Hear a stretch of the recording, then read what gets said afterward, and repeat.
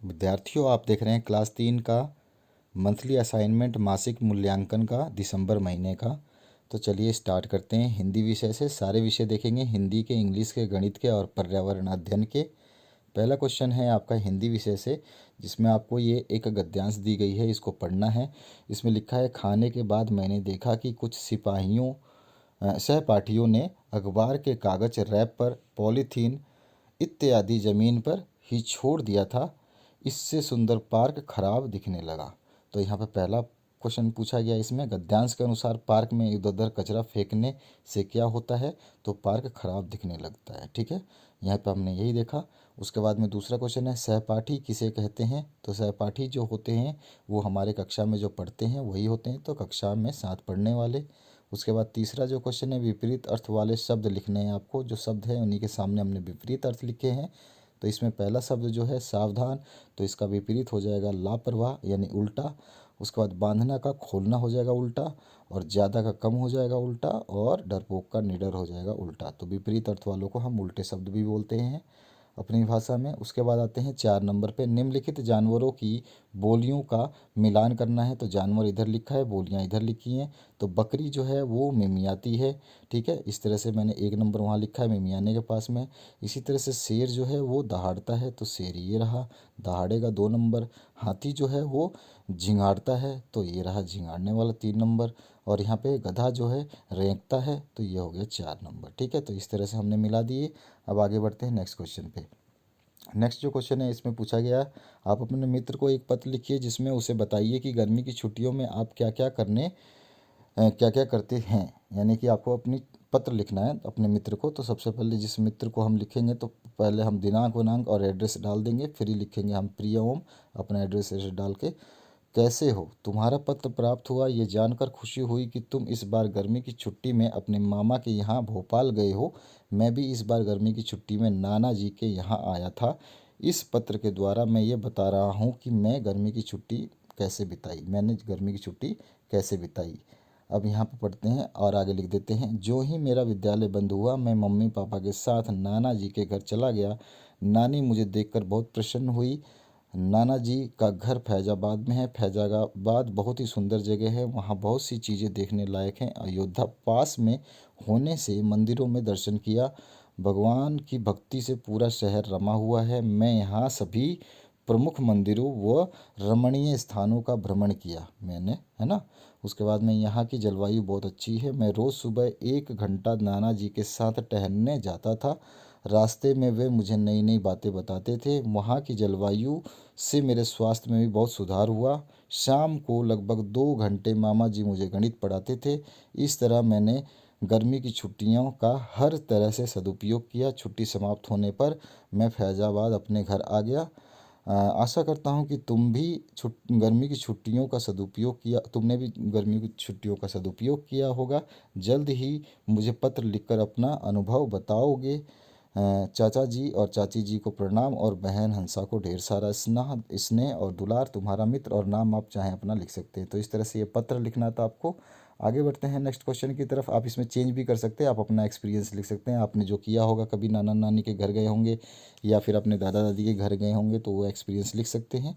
English में आपका जो पार्ट है, इसमें पहला क्वेश्चन पूछा गया, what does green colour सिंपलाइज in the national flag. तो नेशनल फ्लैग में जो है हरा कलर क्या बताता है? तो वो बताता है प्रोस्पेरिटी। ठीक है, उसके बाद दूसरा क्वेश्चन है, fill in the blanks with the correct option. तो यहाँ पे my dash is young than me, और she is 6 year old and I am 8 year old. तो सी आ गया, तो सी में हमारा सिस्टर ही आएगा, ब्रदर तो आएगा नहीं, फादर आएगा नहीं। ठीक है, और मदर 6 ईयर ओल्ड तो हो ही नहीं सकती है ना, तो हमारी सिस्टर होगी। ठीक है, उसके बाद में आते हैं तीसरे नंबर क्वेश्चन पे। तीसरा है, rewrite the given sentence by changing the gender of the noun.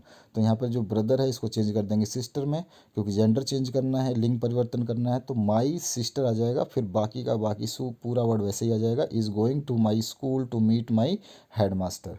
उसके बाद आते हैं क्वेश्चन नंबर 4 में। इसमें पूछा गया, identify the picture and right one sentence for it. तो इस पिक्चर को हम देख रहे हैं तो क्या है, ये अशोक स्तंभ है, सभी को पता होगा। नोट में देखते हैं आप, हर गवर्नमेंट जो जगह होती है वहाँ पे ये स्तंभ जरूर बना होता है। और इसके लिए हम सेंटेंस बना सकते हैं, India has adopted Sarnath Ashok स्तंभ एज नेशन वाइड इमेज। यहाँ पे यानी कि नेशन वाइड यानी कि हर जगह पे आपको ये देखने को मिलेगा। आपके बेल्ट में, जो पुलिस के बेल्ट होते हैं उसमें, और कहीं पे सरकार का नाम लिखा है, चाहे कुछ भी लिखा होगा, हर जगह पे ये नोट में भी मिलेगा आपको, हर जगह पे सिक्के में मिलेगा। पांचवा जो क्वेश्चन इसमें पूछा गया है, write 4 lines on your national tree. तो जो है हमारा national tree, the national banana is our national tree, सभी को पता है। सॉरी, बनायन, ठीक है, बनायन मतलब आपका जो पेड़ होता है ना, इसको पीपल बोलते हैं, उस टाइप का है ना। और बी जो है, this tree is also known as Kalpa Vriksha, ठीक है। उसके बाद में थर्ड है इसका, इट हैज़ एक्सपांडिंग ब्रांचेस। और इसके बाद में फोर्थ है, it is the symbol of countries unity, ठीक है। तो ये हो गया हमारा आंसर। अब इसके बाद में हम नेक्स्ट क्वेश्चन की बात करते हैं, गणित की। गणित में पूछा गया है पहला नंबर प्रश्न, 100 रुपये में 10 10 रुपये के कितने नोट होंगे। तो 100 रुपये का पूछा है, 10 10 के नोट बताने हैं, तो काट देंगे, काटने के बाद हमारे पास 10 बता, तो हमारे पास 10 जो नोट होंगे 100 के होंगे। उसके बाद दूसरा क्वेश्चन है, 15 रुपये में कितने पैसे होंगे। तो हमें पता है 1 रुपये में 100 पैसे होते हैं, तो 15 रुपये में 15 गुना 100 कर देंगे तो 1500 पैसे हो जाएंगे। तो 1500 कहाँ लिखा हुआ है, तो 1500 लिखा हुआ है हमारा डी में। इसके बाद हमारा 12 रुपये 50 पैसे और 17 रुपये 50 पैसे मिलकर कितने होंगे। तो इन दोनों को जोड़ेंगे, और जोड़ेंगे तो 30 रुपये बन जाएंगे। इसके बाद में चौथा नंबर प्रश्न है, 82 रुपये और 35 पैसे में से अगर 15 रुपये 85 पैसे घटाएंगे तो कितने रुपये बचेंगे। तो 82.35 में से 15.85 घटाएंगे तो 66.50 रुपये बचेंगे। इसके बाद आते हैं क्वेश्चन नंबर 5 पे, एक पेंसिल 5 रुपये, कलम 12 रुपये और रबड़ 3 रुपये का खरीदते हैं। तो अगर 5 कलम और 3 रबड़ खरीदेंगे तो कितने रुपए लगेंगे। तो 5 कलम, कलम का रेट है 12 रुपये, तो 5 कलम का हो गया, एक कलम का 12 रुपये है, तो 5 कलम का 20 रुपये हो जाएगा। इसी तरह से 3 रबड़ खरीदे हैं, तो एक रबड़ का मूल्य हमारे को 3 रुपये दे रखा है, तो 3 रबड़ का मूल्य हो गया 3 गुणा 3 9 रुपये। और दोनों मिलाकर कितने रुपए खर्च कर दिए हमने, 69 रुपीज़। तो ये हमने 5 कलम और 3 रबड़ खरीदने पर कुल भुगतान इतना किया, यही भुगतान हमें बताना था। आगे बढ़ते हैं पर्यावरण अध्ययन पे। तो इसमें पहला क्वेश्चन पूछा गया है, यदि हम पूरब की ओर मुंह करके खड़े हो तो हमारे दाहिने हाथ की ओर कौन सी दिशा होगी। तो हमारे दाहिने में दक्षिण होगी। उसके बाद में दूसरा जो क्वेश्चन है, चिन्ह या सिंबल का अर्थ क्या होता है। तो हम प्रतीक भी बोलते हैं, संकेत भी बोलते हैं, निशान भी बोलते हैं, यानी उपयुक्त सभी हो जाएगा सही। तीसरा क्वेश्चन है, प्राचीन काल में लोग दिशा का ज्ञान किस प्रकार करते थे। तो प्राचीन काल में लोग दिशा का ज्ञान जो है ध्रुव तारे को देख करके करते थे। और उसके बाद में आते हैं नेक्स्ट, जो 4 नंबर क्वेश्चन है उसकी बात करते हैं।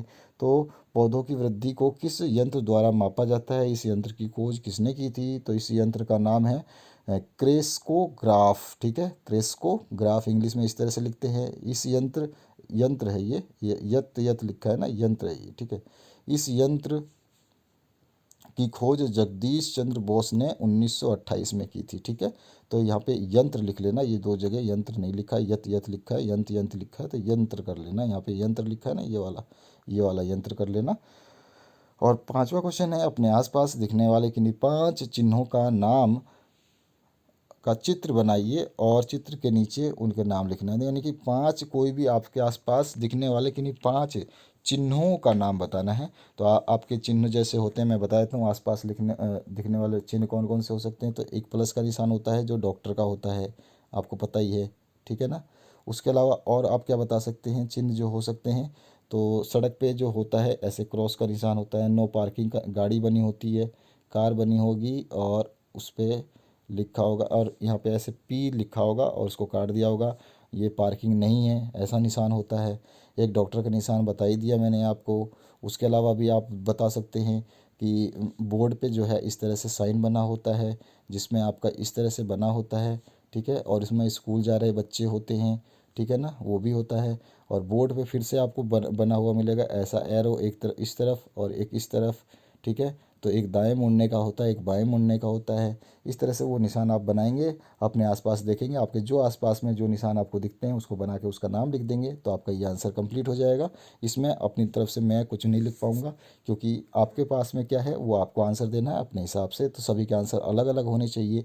तो ऐसा नहीं है कि मैं आंसर लिख दूं और सब लोग वही आंसर लिख दें, तो आप सभी का गलत हो जाएगा, काट देंगे टीचर।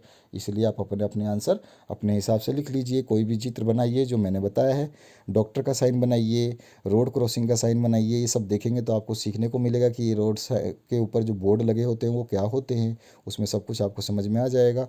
और कोई दिक्कत आती है तो कमेंट सेक्शन में कमेंट कीजिए और चैनल पे बने रहिए ताकि आपके वीडियोस हमेशा समय समय पे मिलते रहें आपको। Thank you very much.